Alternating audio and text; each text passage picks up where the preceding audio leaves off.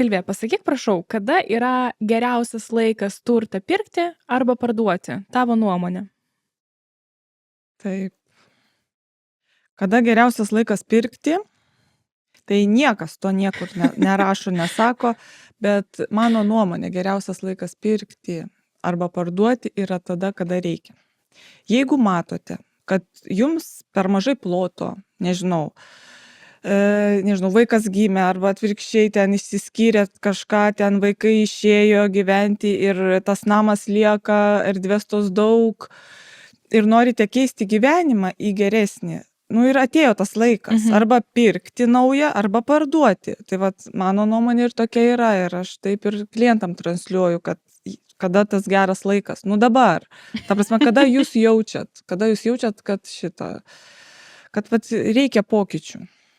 Taip, nes iš tikrųjų labai dažnai būna tas klausimas, kad kreipiasi, tai kada. Galim pasakyti tik tiek, jeigu jums yra poreikis, kaip ir minėjo Silvija, tai reiškia, kad, atsirado, tarkim, mintis, kad, tarkim, taip, man reikia pakeisti, tarkim, tą turtą. Noriu prie gamtos arčiau, arba noriu prie miesto. Taip. Faktas, kad galima žiūrėti į rinką, ane? Ta prasme, jinai dabar pakilime, jinai dabar tokia biški aprimus ar biški krenta. Tada, jeigu norint išlošti ar gauti daugiau, tai čia jau kitas klausimas, manau. Bet žinai, šis klausimas, ar tu nori užsidirbti, ar tu nori tiesiog pakeisti savo tos namus, ta prasme, ar tu nori, kad būtų geresnės sąlygos kaip pavyzdys. Tai čiagi šitas dalykas turi daug reikšmės. Nes matai, čia skirtingai. Pavyzdžiui, dabar, kai tas, gaunasi bankai, kritimai, tai Euriboro buvo, tai faktas, žmonės tikrai ir tu jauti ir aš, ir visi kolegos sako, kad jaučiasi tas suaktyvėjimas. Žmonės tikrai daugiau perka. Taip, ir ypatingai dabar, kai ateina vasara, ypatingai visi ieško sklypų, kad statyti ir visą kitą sodo sklypus ieškosi, kad būtų kažkur išvažiuoti į gamtą. Todėl tikrai galim drąsiai pasakyti, kad nėra tinkamo laiko.